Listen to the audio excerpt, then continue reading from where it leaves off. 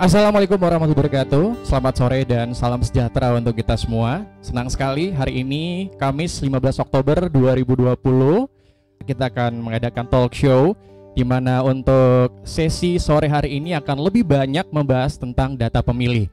Nah, yang pastinya juga bukan saya saja sendiri yang ada di sini, tapi sudah ada dua narasumber yang langsung saja saya akan coba sapa. Selamat sore yang pertama untuk Bapak Soekardi.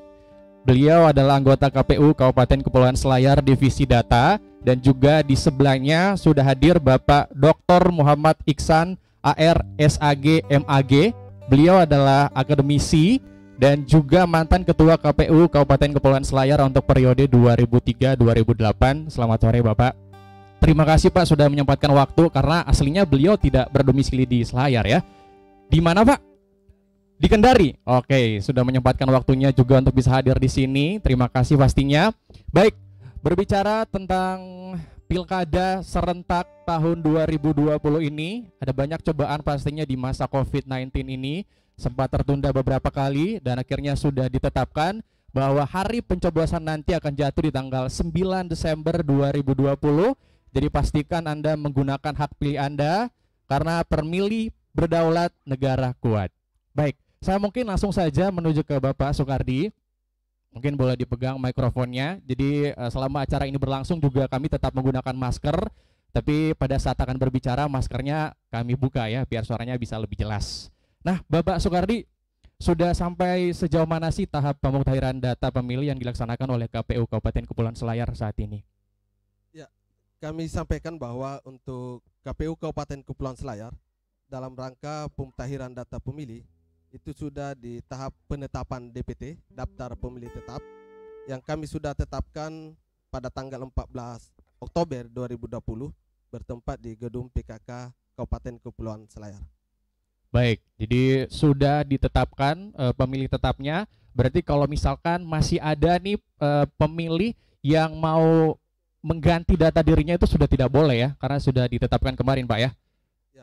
Sesuai dengan ketentuan, kalau DPT sudah ditetapkan maka tidak ada lagi ruang untuk perbaikan data pemilih dan tidak ada juga penambahan daftar pemilih. Yang ada tinggal DPTB yaitu daftar pemilih tambahan nantinya dan DPH daftar pemilih pindah. Baik, lalu setelah penetapan daftar pemilih tetap, tahapan berikutnya akan dilakukan oleh KPU Kabupaten Kepulauan Selayar apa nih Pak? Ya, dari kami di Divisi Perencanaan dan Data untuk pemutahiran data pemilih setelah DPT ditetapkan, masih ada beberapa pemilih kita yang belum perekaman KTP. Nah, ini kami sudah koordinasikan dengan Kadisduk Capil dan sudah ditindaklanjuti juga tanggal 20 ke depan itu tim dari Disduk Capil akan turun ke 5 kecamatan kepulauan untuk melaksanakan perekaman KTP keliling di 5 kecamatan di kepulauan. Dan kami juga di KPU Kabupaten Kepulauan Selayar, barusan saya sudah menandatangani surat selaku PLH Ketua untuk ditujukan kepada Ketua PPK dan PPS untuk bersama-sama dengan tim Disduk Capil untuk menuntaskan masyarakat yang belum melakukan perekaman, karena data kami juga ada beberapa di setiap TPS yang belum melakukan perekaman. Lalu menurut database dari KPU Kabupaten Kepulauan Selayar, ada berapa total pemilih tetap untuk pilkada tahun ini, Pak? Ya, daftar pemilih tetap untuk Kabupaten Kepulauan Selayar untuk pilkada 2020 itu kemarin ditetapkan sebanyak 93.797 orang pemilih. Baik, dan kalau berbicara soal Kabupaten Kepulauan Selayar yang terdiri dari beberapa pulau juga, pastinya harus dipastikan bahwa di setiap daerah yang ada di Kabupaten Kepulauan Selayar itu ada TPS ya, agar nanti para pemilih bisa menyalurkan hak pilihnya. Nah, kalau di Kabupaten Kepulauan sendiri, Kabupaten Kepulauan Selayar sendiri akan ada berapa tempat pemungutan suara, Pak? Ya, TPS atau tempat pemungutan suara itu sudah ditetapkan lebih awal, itu sebanyak 348 TPS. Ini ada pengurangan dari TPS pada saat pemilu 2019 itu sebanyak 448. Jadi ada pengurangan 100 TPS. Untuk pilkada ini kita hanya 348 TPS. Baik, itu dia totalnya ya. Lalu bagaimana antisipasi dari KPU Kabupaten Kepulauan Selayar untuk masyarakat Kabupaten Kepulauan Selayar yang sudah ber-KTP Selayar itu bisa terdaftar sebagai pemilih? Ya, kami dari KPU hampir memastikan bahwa semua masyarakat Kabupaten Kepulauan Selayar yang sudah memiliki KTP dan yang tidak juga tetapi masuk di database penduduk Kabupaten Kepulauan Selayar, itu kami pastikan bahwa semuanya akan terdaftar sebagai pemilih, karena di dalam melahirkan data pemilih sesungguhnya itu prosesnya daftar pemilih tetap pemilu 2019 itu dikombin atau disinkronisasikan dengan DP4 yang dikeluarkan oleh Disduk Capil sehingga melahirkan data pemilih. Nah, data pemilih inilah yang menjadi data dasar oleh KPU dan diturunkan ke PPDP, petugas pemutahiran data pemilih, untuk dilakukan coklik di lapangan dengan mendatangi semua rumah penduduk yang ada di wilayah desa kelurahan di semua TPS yang berbasis 348 orang sebagai PPDP turun ke lapangan melaksanakan coklik. Nah, kami hampir pastikan bahwa ketika seseorang sudah memilih di 2019, maka sudah pasti akan menggunakan hak pilihnya kembali di 2020 di pilkada ini. Baik, berbicara tentang petugas pemutahiran data pemilih atau yang disingkat PPDP, kemarin ada hal yang menarik. Saya membaca sebuah artikel online. Jadi informasi dari Komisioner KPU RI itu alhamdulillahnya tidak ada PPDP yang positif COVID-19. Padahal mereka harus mendatangi rumah-rumah warga, dan bukan hanya satu rumah, tapi ada banyak sekali rumah yang harus didatangi ya. Tanggapan Bapak bagaimana, Pak? Ya, betul apa yang dirilis oleh KPU RI yaitu Divisi Data Pak Firian, bahwa PPDP setelah melaksanakan tugasnya alhamdulillah tidak ada yang terinfeksi virus corona. Kami juga di KPU Kabupaten Kepulauan Selayar khususnya sebanyak 348 orang itu kami lengkapi dengan APD yang cukup sesuai dengan protokol kesehatan.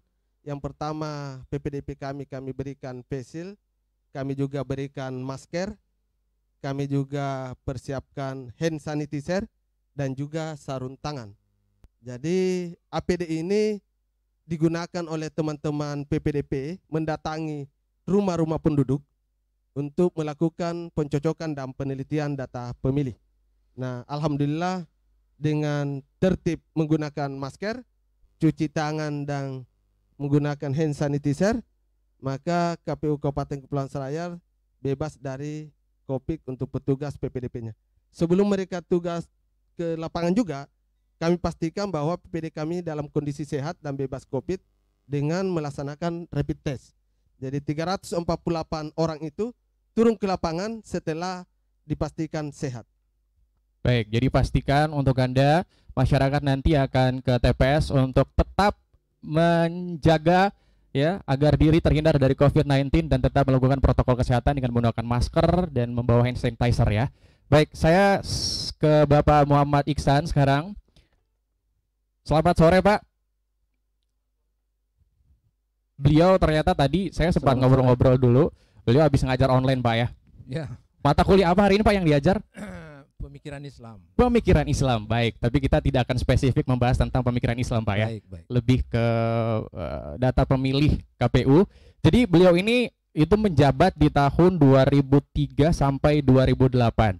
Dan kalau kita flashback ke tahun itu, jadi di tahun itu adalah masa transisi dari pemilihan melalui DPR dan akhirnya menjadi pemilihan langsung ya, di mana masyarakat diberikan kebebasan untuk memilih berdasarkan hak pilih mereka. Ya. Nah, pastinya kalau berbicara soal tantangan di tahun itu dan di tahun ini itu sangat berbeda sekali karena di masa itu adalah pertama kalinya kita menggunakan hak pilih kita secara langsung, Pak ya.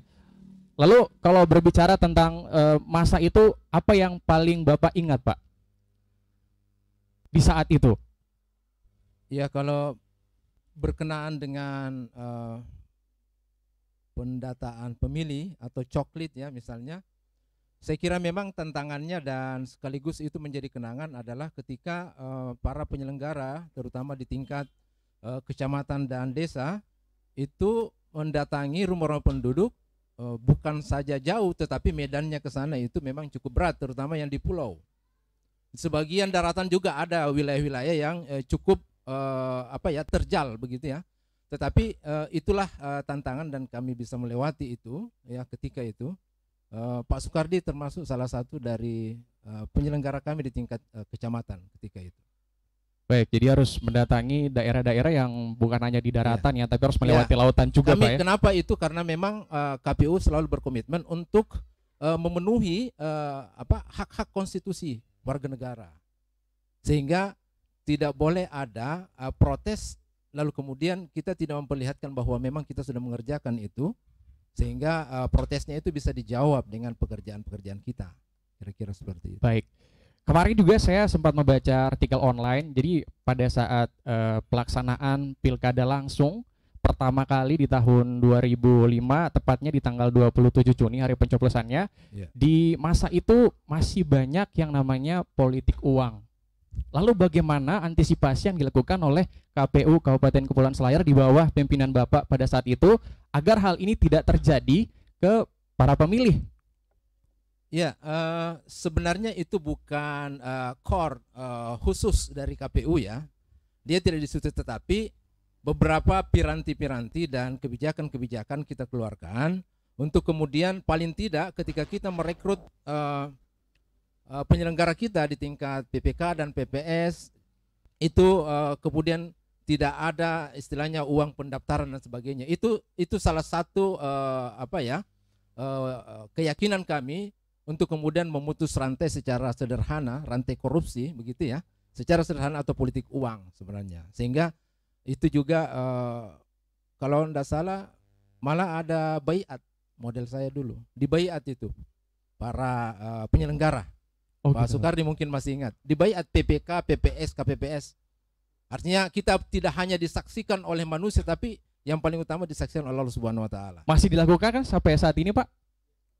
Masih ya. Baik. Jadi pastinya kalau sudah berurusan sama yang di atas, insya Allah semuanya akan berjalan dengan lancar ya. Amin, amin. Lalu mungkin sebagai tips juga nih Pak, bagaimana sih langkah-langkah untuk memastikan keakuratan data pemilih yang Anda terapkan di masa itu? Ya sebenarnya tidak banyak yang berubah, tetapi kemajuannya sebenarnya di teknologi aja. Ya hari ini tidak banyak berubah. Ada tahapan-tahapan yang kita kasih tahu seperti yang tercantum di peraturan KPU. Itu juga sebenarnya tidak terlalu banyak perubahan. Jadi yang sudah memenuhi syarat-syarat itu untuk kemudian bisa ditetapkan menjadi daftar pemilih tetap, maka tidak ada alasan untuk kemudian dia tidak bisa memilih sebenarnya. Jadi banyak ya ada yang terjadi waktu itu. Kita sudah memberikan ruang, tetapi itu rupanya masyarakat kita tidak memakai ruang dan waktu itu untuk kemudian mengecek namanya dan sebagainya. Nanti ditutup sebelum kemudian ditetapkan menjadi DPT, baru mereka rame-rame protes. Ya. Sehingga kami punya jawaban untuk itu, karena kita bekerja, kita juga memperlihatkan tahapan-tahapannya, tapi tidak ada yang pergi mengecek nama-namanya apa sudah ada atau tidak. Ya, Itu. baik. Jadi emang akan banyak tantangan ya. Ya. Karena itu adalah pertama kalinya dan bedanya adalah pada saat itu masih konvensional tapi sekarang sudah ada teknologi yang bisa Ya. menunjang bagaimana para pemilih itu bisa mengecek apakah namanya sudah terdaftar sebagai pemilih atau tidak. Baik, masih banyak sekali obrolan yang akan kita bahas bersama dengan dua narasumber yang sudah berada di samping kiri saya. Kita akan melanjutkan obrolan kita sebentar setelah break.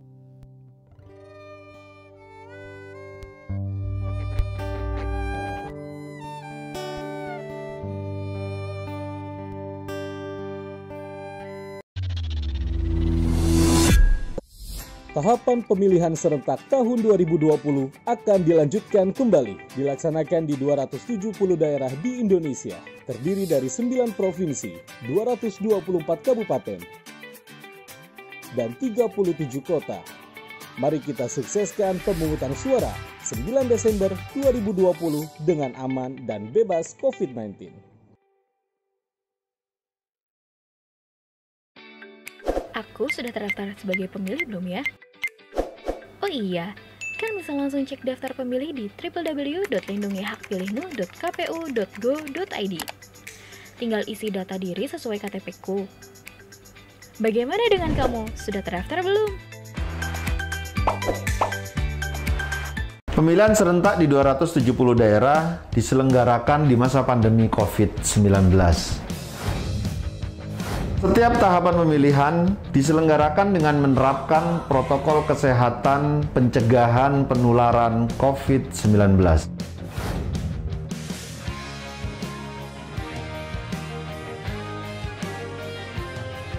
Kesehatan, keselamatan menjadi yang utama. Gunakan hak pilihmu. Rabu, 9 Desember 2020.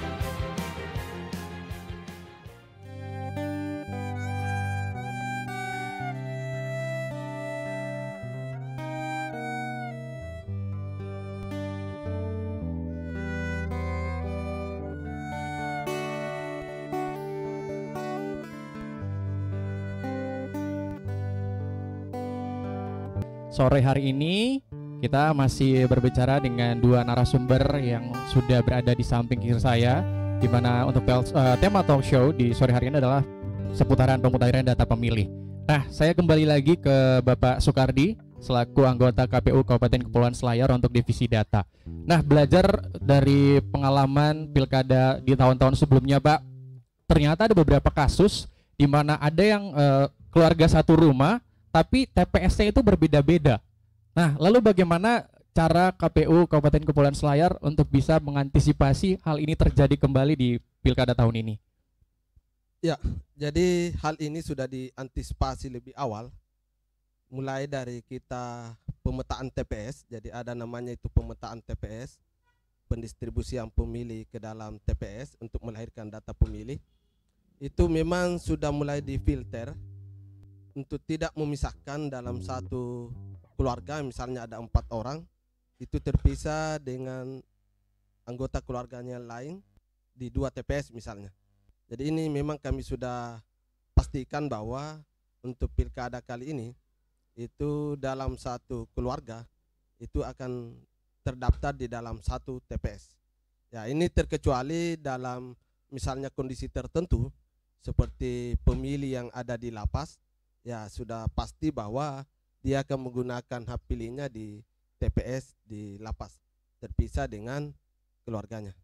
Ini memang kami sudah tetapkan DPT untuk dia dicorek di TPS asalnya dan ditetapkan sebagai pemilih di TPS lapas. Baik, jadi ada sedikit perlakuan khusus untuk yang berada di dalam lapas ya, karena tidak memungkinkan untuk bisa memilih di TPS yang berdasarkan berada di daerah rumahnya, tapi harus memilih di dalam TPS ya, di dalam lapas ya. Ya, jadi kami coret di TPS asal dan ditetapkan sebagai pemilih di TPS tujuan, yaitu di lapas. Baik, tapi kalau berdasarkan dari database KPU ada berapa nanti yang ada di lapas yang akan memilih ada berapa orang, Pak? Ya, jadi total pemilih yang ada di dalam lapas itu sebanyak 56 orang. Terdiri dari 55 laki-laki dan 1 orang perempuan. Nah, ini sudah terdaftar di DPT sehingga tidak ada keraguan lagi untuk mereka tidak kebagian surat suara. Nah, kami berharap mudah-mudahan ya beberapa hari ke depan ya tidak ada lagi penambahan narapidana ataupun tahanan di lapas, sehingga ini akan berdampak bahwa adanya pindah memilih. Nah, kalau ada misalnya yang terdaftar di satu TPS lalu karena berbuat kesalahan hukum dan dia masuk di dalam misalnya tahanan, maka otomatis dia akan menggunakan pindah memilih. Nah, untuk pindah memilih dia hanya menggunakan surat suara cadangan.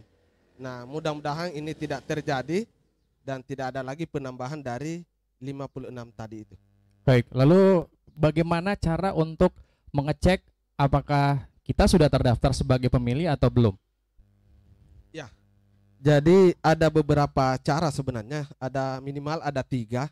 Yang pertama, pada saat pemutahiran data pemilih atau coklit, itu PPDP melakukan penempelan stiker. Nah, di dalam stiker itu tercatat semua pemilih yang ada di dalam rumah tersebut. Yang kedua, ada kertas ya yang diserahkan kepada kepala keluarga, yaitu tanda bukti sudah didaftar. Yang kedua adalah bisa juga mengecek di pengumuman-pengumuman yang telah ditempel oleh PPS tentang DPS dan DPT yang telah kami tetapkan, apakah sudah tercatat namanya sebagai pemilih.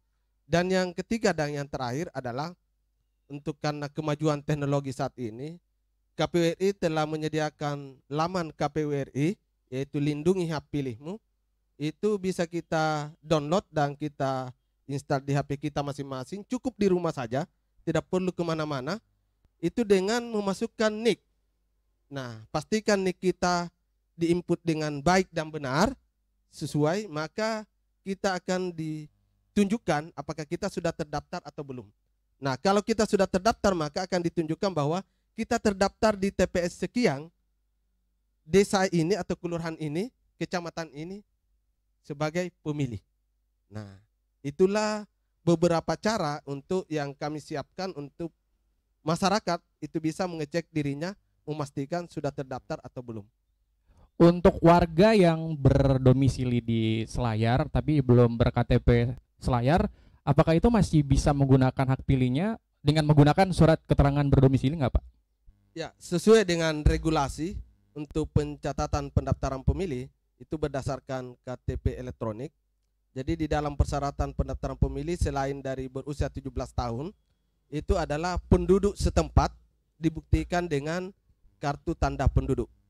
Jadi kalaupun ada masyarakat atau pendatang yang sudah lama tinggal di Selayar tetapi masih status keterangan domisili, dia belum tercatat sebagai penduduk Selayar. Jadi kalau dia misalnya mau menggunakan hak pilihnya, maka dia harus menuntaskan dulu administrasi kependudukannya di Disduk Capil sehingga dia bisa mengantongi KTP, kartu tanda penduduk untuk Kabupaten Kepulauan Selayar. Ya barulah nanti di hari H sesuai dengan pengalaman kita di 2019 bahwa dengan menggunakan KTP itu bisa kita memberikan hak suara kita di TPS sesuai dengan alamat yang tertera di KTP itu dengan TPS yang bersangkutan. Baik, jadi jangan takut ya untuk warga yang sudah berdomisili di Selayar tapi belum berKTP Selayar, nanti bisa membawa surat keterangan domisilinya ya. Nah, kalau berbicara tentang Pilkada 2020, tahun ini boleh saya bilang adalah tahun yang cukup berat karena adanya wabah COVID-19 dan berimbas ke banyak hal, termasuk juga pelaksanaan Pilkada yang sudah ditunda beberapa kali dan akhirnya sudah fix ya tanggal 9 Desember 2020 nanti adalah hari pencoblosan. Jadi pastikan untuk menggunakan hak pilih Anda. Nah, kalau berbicara tentang COVID-19 pastinya juga berdampak untuk KPU Kabupaten Kepulauan Selayar dalam melaksanakan kegiatan-kegiatan di tahapan-tahapan Pilkada menuju tanggal 9 Desember 2020.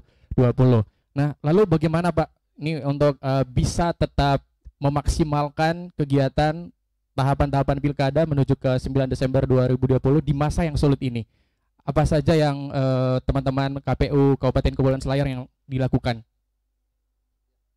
Jadi kami di KPU Kabupaten Kepulauan Selayar dalam pelaksanaan pilkada ini ya menyesuaikan dengan kondisi COVID.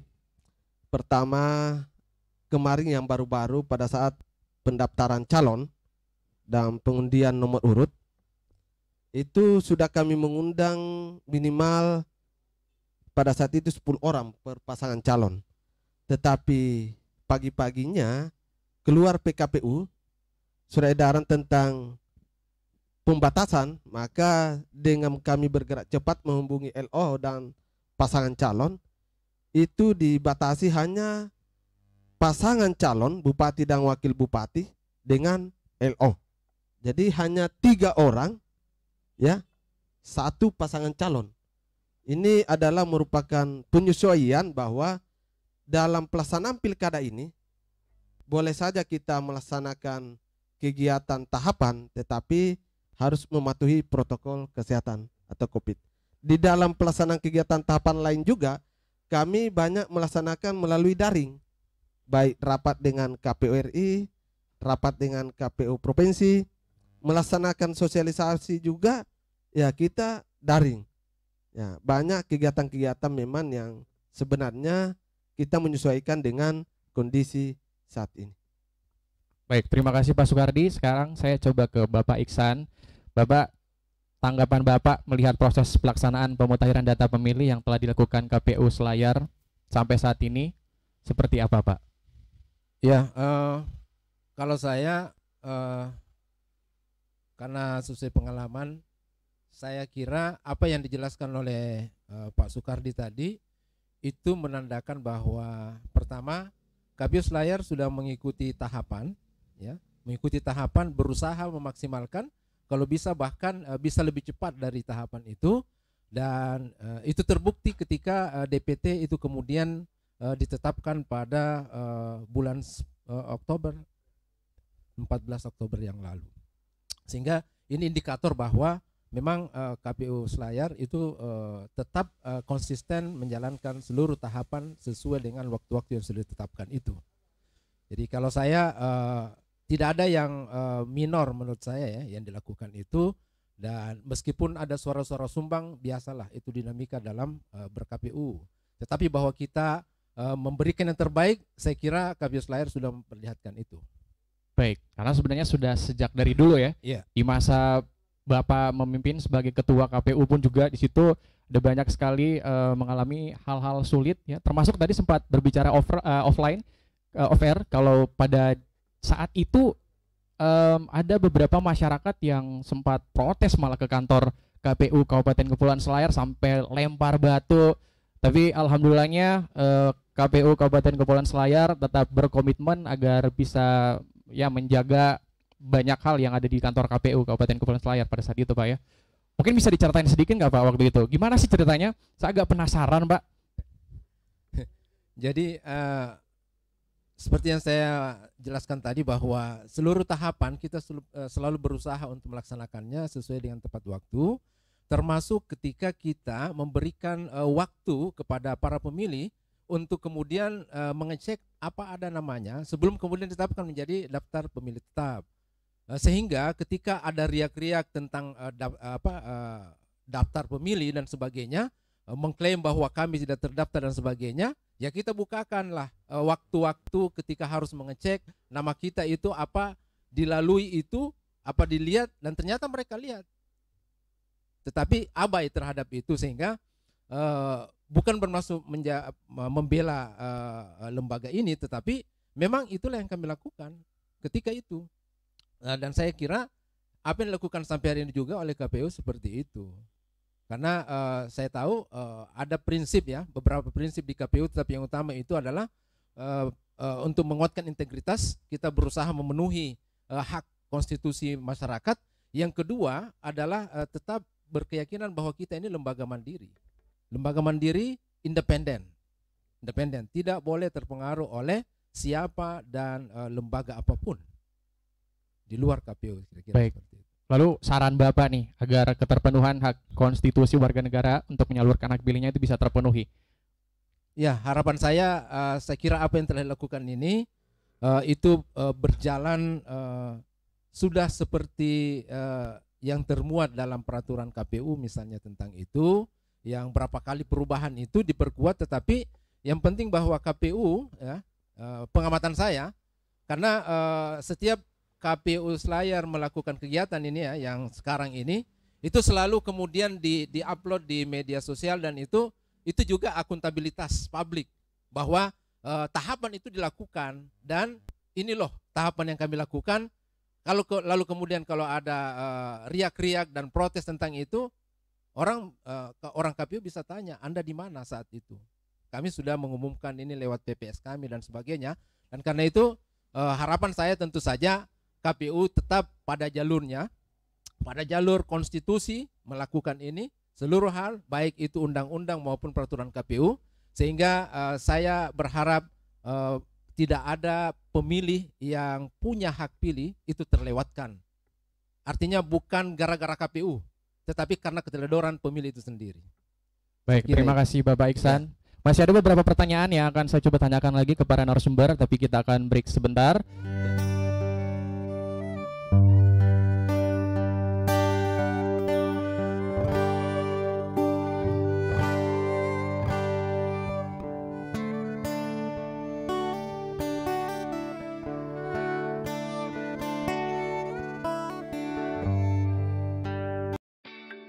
Aku sudah terdaftar sebagai pemilih belum ya? Oh iya, kan bisa langsung cek daftar pemilih di www.lindungihakpilihnu.kpu.go.id. Tinggal isi data diri sesuai KTP-ku. Bagaimana dengan kamu? Sudah terdaftar belum?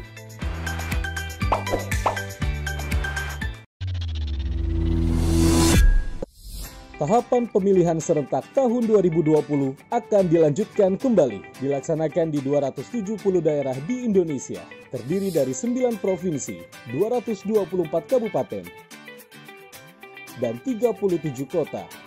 Mari kita sukseskan pemungutan suara 9 Desember 2020 dengan aman dan bebas COVID-19.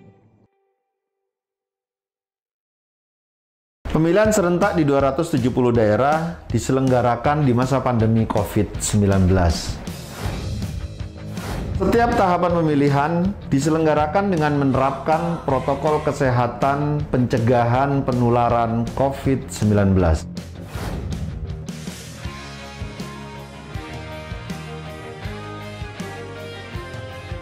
Kesehatan, keselamatan menjadi yang utama. Gunakan hak pilihmu. Rabu, 9 Desember 2020.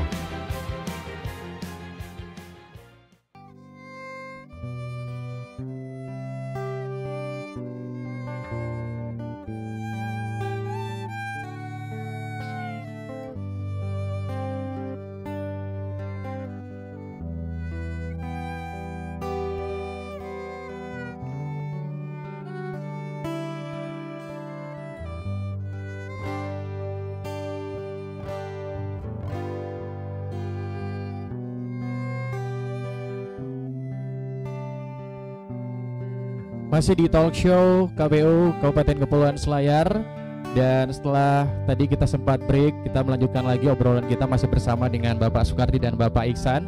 Nah, saya sekarang ke Bapak Soekardi lagi nih. Nah, tadi kita sudah sempat ngobrol-ngobrol ya. Jadi memang berbicara tentang pengalaman itu adalah guru terbaik. Beliau, Bapak Iksan, banyak sekali memberikan masukan-masukan di masa beliau menjabat di tahun 2003 sampai 2008 sebagai Ketua KPU Kabupaten Kepulauan Selayar, dan salah satunya juga Pak Soekardi waktu itu menjadi anggota BPKP, Pak ya. BPK, ya. Nah, jadi apa yang Bapak banyak pelajari dari sosok Bapak Iksan yang bisa Bapak terapkan khususnya di pemuktahiran data pemilih di Pilkada tahun ini, Pak? Ya, yang pertama sebenarnya ini motivasi kepada diri saya dan juga kepada lembaga. Sesungguhnya kami mau mengatakan bahwa di periode awal beliau, Pak Iksan selaku Ketua KPU bersama dengan teman-teman anggota KPU yang lain, mampu melaksanakan tahapan pilkada dengan baik di segala kekurangan-kekurangan, baik dalam hal pendukung kegiatan seperti saat ini, dengan tantangan yang memang sangat luar biasa, mereka bisa hadapi dan keluar dari tantangan itu dan menjadi pelaksanaan pilkada ataupun pemilu yang sukses. Nah, berangkat dari itu, dibandingkan dengan kami saat ini, maka itu merupakan tantangan tersendiri untuk kami. Sesungguhnya mau mengatakan juga bahwa kami juga mau membuat kegiatan ini adalah lebih baik lagi dari apa yang telah ditorehkan oleh pendahulu kami. Dan intinya yang kedua, selayar dalam hal katakanlah pelaksanaan tahapan tidak pernah ada masalah, maka itu juga kami akan pertahankan, termasuk dalam hal partisipasi pemilih. Itu adalah kunci dari segala tahapan-tahapan yang lain. Jadi erat kaitannya dengan kualitas data pemilih, itu juga sangat berpengaruh erat tentang tingkat partisipasi masyarakat.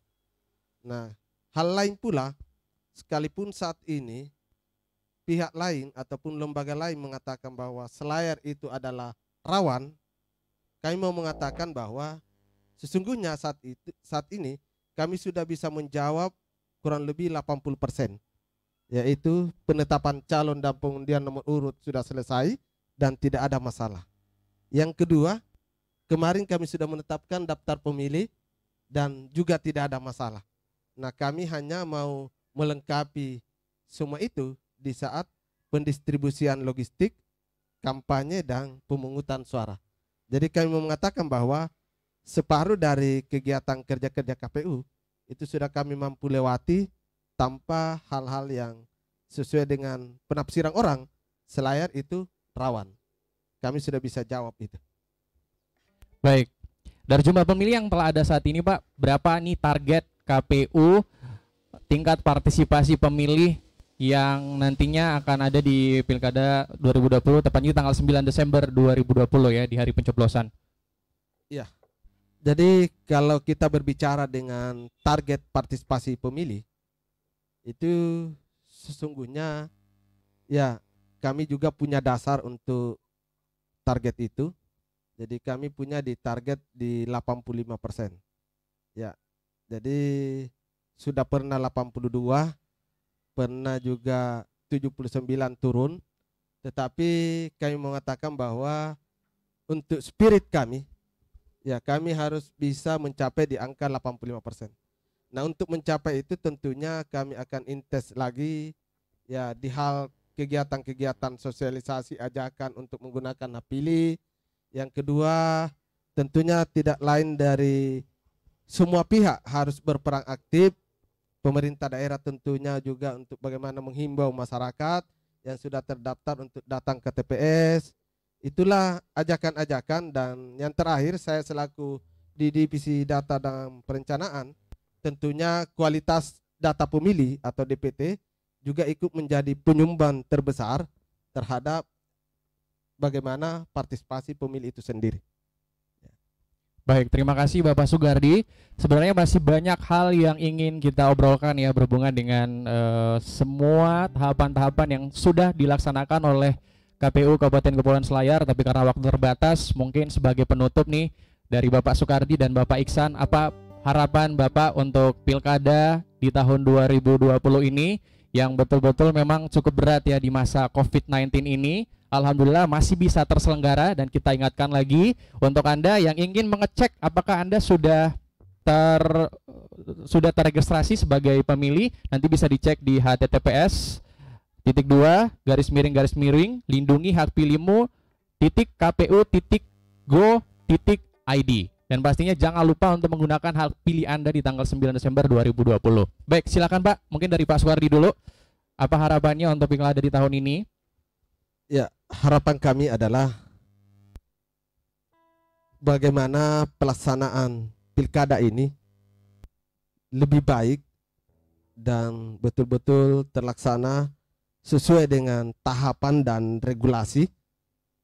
Dan yang terakhir, kami berharap kepada semua pihak, jadi Bawaslu, pasangan calon, pendukung, masyarakat, pemerintah daerah, dan kami jajaran KPU sampai di tingkat KPPS nantinya, marilah kita mensukseskan, datang ke TPS, gunakan hak pilih kita di tanggal 9 Desember 2020 dengan tetap mematuhi protokol kesehatan COVID sehingga pilkada sukses, tidak ada yang tercederai dengan COVID-19. Sekian. Terima kasih Pak Sugardi. Berikutnya mungkin Pak Iksan ada harapan untuk pilkada tahun ini? Harapan saya tentu saja Selayar ke depan menjadi lebih baik, dan benar-benar pemimpin yang lahir dari pilkada ini adalah pemimpin yang diharapkan untuk bisa membina masyarakat, bisa mensejahterakan masyarakat, dan tentu saja bisa membuat masyarakat lebih aman dan damai. Dan untuk KPU, saya berharap